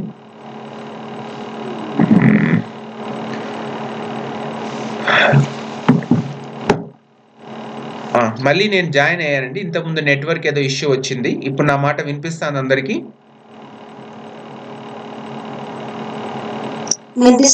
రైట్. సో నెట్వర్క్ ఇష్యూస్ వస్తున్నాయి, ఎక్స్ట్రీమ్ కోల్డ్ కండిషన్లో జరుగుతుంటాయి. జస్ట్ ఇంట్రడక్షనే కనుక పర్లేదు, సాయంత్రం మళ్ళీ ఇంకొకసారి చర్చించుకుందాం. క్లాసికల్ కండిషనింగ్ వచ్చేటప్పటికి ఏముందంటే known as respondent conditioning or conditioned reflex or conditioned response or Pavlov conditioning అని అంటారు అనమాట. ఇతనికి 1904 నోబెల్ ప్రైజ్ కూడా రావడం జరిగింది. ఇది క్లాసికల్ కండిషనింగ్ కి, రెస్పాన్స్ కి, స్టిమ్యులస్ కి కాకుండా వేరే విధంగా తీసుకొచ్చినాడు. Next there are 3 levels in this conditioning అంటారు. Before conditioning, at the time of conditioning, after conditioning. తర్వాత ఇవన్నీ కండిషనింగ్ ప్రాసెస్ ఉంటాయి. మూడో ఎక్స్పెరిమెంట్ వచ్చేటప్పటికి బిహేవియరిజంలో operant conditioning by B F Skinner. So ఇందులో రెస్పాన్స్ స్టిమ్యులస్ కండిషనింగ్ అది ఇన్స్ట్రుమెంటల్ కండిషనింగ్ అని దీన్ని అంటారు. సో ఎలక దీంట్లో వాడడం జరిగింది అనమాట. ఆపరెంట్ కండిషనింగ్ లో రీఇన్ఫోర్స్మెంట్, పనిష్మెంట్ ద్వారా, అంటే ఏదైనా మంచి చేస్తే వాళ్ళకి ఇంకొకసారి వాళ్ళు పొగిడినాం అనుకోండి, వాళ్ళు ఆ పని మళ్ళీ చేయాలనుకుంటారు. ఒక పని సరిగా చేయకుండా ఉన్నారనుకోండి, వాళ్ళకి పనిష్మెంట్ ఇస్తే భయంతో చేస్తారు. నెక్స్ట్ స్కెడ్యూల్ ఆఫ్ రీఇన్ఫోర్స్మెంట్ ఉంది. లాస్ట్కి వచ్చేటప్పటికి కోలర్స్ ఇన్సైట్ఫుల్ లెర్నింగ్ ఉంది. Gestalt theory emphasizes that the whole of anything is greater than its part. That is, the attributes of the whole are not deducible from analysis of the parts in isolation. So gestaltism అనేది ఉంది. వెస్టనర్ వస్తాడు, సుల్తాన్, chimpanzee పేర్చేటప్పటికి సుల్తాన్ అనమాట. అందులో bananas use చేసినారు అనమాట. Perception is important అనేది ఈ theory ద్వారా వాళ్ళు నేర్చుకోవడం చేసినారు. ఇక నెక్స్ట్ వేరే దానికి వచ్చేటప్పటికి కాగ్నిటివ్ థియరీస్కి వచ్చేటప్పటికి ఉన్నాయన్నమాట. సో ఈ 4 థియరీస్ని మనం సాయంత్రం క్లాస్లో చదువుకుందాము. దాంతో బిహేవియరిజంని మనం నేర్చుకోవచ్చు. సో ఈ రోజు క్లాస్లో ఏం చదువుకున్నామంటే మనము లెర్నింగ్ అనేది ఏమి, అభ్యసనం అంటే ఏమి అనేది అర్థం చేసుకోవడం ప్రయత్నం చేస్తున్నాము. తర్వాత దాంట్లో ఉన్నటువంటి నేచర్ ఆఫ్ లెర్నింగ్, అంటే రీజనింగ్ వల్ల, థింకింగ్ వల్ల నేచర్ ఆఫ్ లెర్నింగ్ అనేది జరుగుతుందని, తర్వాత మనకు అప్రోచెస్ ఆఫ్ లెర్నింగ్ అంటే ఒక చదువు అభ్యసనానికి ఎలా పిల్లలు అభ్యసిస్తారు అనేది నేర్చుకోవడం కోసం మనం నేర్చుకుంటున్నప్పుడు 2 రకాలైన అప్రోచెస్ ఉంటాయని అర్థమైంది. సర్ఫేస్ అప్రోచ్, తర్వాత డీపర్ అప్రోచ్. ఈ సర్ఫేస్ అప్రోచ్, డీపర్ అప్రోచ్ వల్ల 2 అప్రోచెస్ని మనం ఎప్పుడు ఎలా వాడుకుంటే మనం ఉద్యోగాలు తెచ్చుకుంటాము లేదా పిల్లలు నేర్చుకుంటారు అనేది మనకు అర్థం కావాలంటే స్ట్రాటజిక్ అప్రోచ్ అనేది మనం ఫాలో కావాలి. ఇందులో well planned and carefully organise study methods ఉండాలి, సిస్టమేటిక్ టైం మేనేజ్మెంట్ ఉండాలి, and systemic management of efforts ఉండాలి. కష్టపడాలి, కానీ గుడ్డోడు గూట్లోకి రాయేసినట్లు, గుడ్డోడు గూట్లో, అదేదో తెలుగులో సామెత ఉందండి ఒకటి, ఏంటంటే గుడ్డెద్దు చేనులో పడి మేసినట్లు, గుడ్డోడు గూట్లోకి రాయడానికి ప్రయత్నం చేసినట్లు, లేదంటే గాడిదలాగా కష్టపడకూడదు అనమాట. గాడిదలాగా ఎప్పుడు కష్టపడాలి, తర్వాత స్మార్ట్గా ఎప్పుడు కష్టపడాలి అనేది మనకు అర్థమైతేనే మనం జీవితంలో ఎగ్జామ్లో కావచ్చు దేంట్లో కానీ పైకి వస్తాం అనమాట. కష్టమే పడాలి, కానీ ఆ కష్టపడే దాంట్లో కూడా దాని యొక్క అమౌంట్ ఆఫ్ హార్డ్ వర్క్ అనేది ఎప్పుడు ఎక్కువ ఉండాలి, ఎప్పుడు తక్కువ ఉండాలి మనం నేర్చుకోవాలి. అది స్ట్రాటజీ కిందకి వస్తుంది అనమాట. ఇంకొకసారి చెప్తున్నాను, మర్చిపోయి ఉంటారు కనుక చెప్తున్నాను అనమాట. మీరు ఎన్ని పుస్తకాలు చదివినారనేది కాదనమాట. ఎగ్జామినేషన్ పాయింట్ ఆఫ్ వ్యూలో మనం చదువుకునే దాంట్లో ఎన్ని బుక్స్ చదివినారనేది ముఖ్యం కాదు, చదివిన పుస్తకాన్ని ఎన్నిసార్లు రివైజ్ చేశారు అనేది ఇంపార్టెంట్. మీరు రాసుకున్న సెల్ఫ్ స్టడీ మెటీరియల్ ఉంటుంది చూడండి, అది that is the best material for your examination. అంతేకాని దీన్ని ఏమంటారు, class room implications of educational psychology లేదా పర్స్పెక్టివ్స్ ఇన్ ఎడ్యుకేషన్ మీద మీరు ఒక 4 బుక్స్ కొనుక్కున్నారు, ఇందులో ఒక 4 పుస్తకాలు కొనుక్కున్నారు, ఆ 4ని చదువుకున్నారు, ఉద్యోగాలు రావండి. ఏదో ఒక బుక్ చదువుకోవాలి, ఆ చదువుకున్న దాన్ని అర్థం చేసుకొని సొంతంగా మెటీరియల్ క్రియేట్ చేసుకోవాలి, తయారు చేసుకోవాలి. మనం తయారు చేసుకున్న మెటీరియల్ని నమ్మాలి, దాన్ని మళ్ళీ మళ్ళీ రివైజ్ చేసుకుంటూ పోవాలి. కనుక ఎగ్జామ్లో పాస్ కావాలన్నా, కాంపిటేటివ్ ఎగ్జామ్స్లో క్లియర్ చేసుకుని ఉద్యోగాలు తెచ్చుకోవాలంటే ఉన్న అప్రోచ్ ఏముందంటే ఎన్ని పుస్తకాలు చదివినామనేది కాదు ముఖ్యము, ఎన్నిసార్లు చదివిన పుస్తకాన్ని రివైజ్ చేశాము అనేది ముఖ్యము. కనుక స్ట్రాటజిక్ అప్రోచ్ గుర్తుపెట్టుకోండి. 4-5 పుస్తకాలు దాంట్లో చదివి, దీంట్లో చదివి, ఆ పుస్తకంలో, ఈ పుస్తకంలో అన్ని కాదు. మీకు ఒక నమ్మకం కలిగిన ఒక పుస్తకం కొనుక్కుంటారు, దాన్ని చదువుకొని మీరు సొంతంగా మెటీరియల్ ప్రిపేర్ చేసుకుంటారు. మీ రాసుకున్న మెటీరియలే మీకు ఫైనల్గా అది భగవద్గీత, ఖురాను, బైబిలు, గురు గ్రంథ్. అంతకు మించి ఇంకొక పుస్తకం మీ మీద ఆధారపడాల్సిన అవసరం లేదు. That is called strategic approach of examinations అన్నమాట.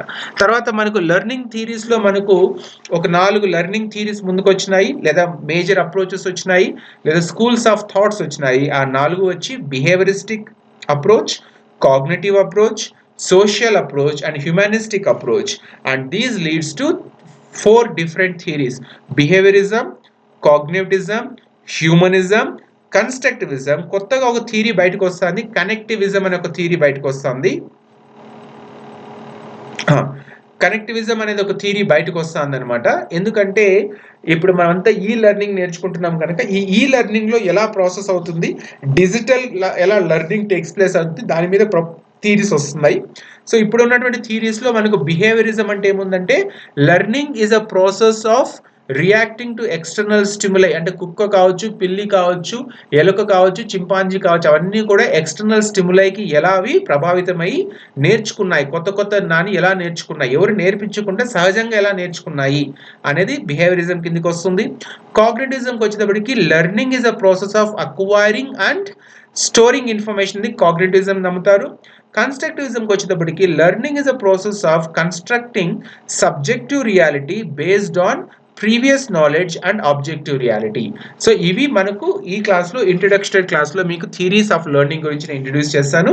సాయంత్రం క్లాస్లో ఏవైతే మనకు బిహేవియరిజం థియరీస్ ఉన్నాయో 4 ఉన్నాయో, ఏవైతే Thorndike trial and error theory ఉందో, Pavlov's classical conditioning theory, Skinner operant conditioning, Kohler's insightful learning, ఈ థియరీస్ అన్నిటిని కూడా మనం ఈరోజు సాయంత్రం క్లాస్లో మనం కంప్లీట్ చేసుకుందాము. సో నా వైపు నుంచి క్లాస్ ఇంతే. మీ వైపు నుంచి ఏమైనా డౌట్స్ ఉంటే, క్వశ్చన్స్ ఉంటే మీరు నన్ను ఇప్పుడు అడగొచ్చు.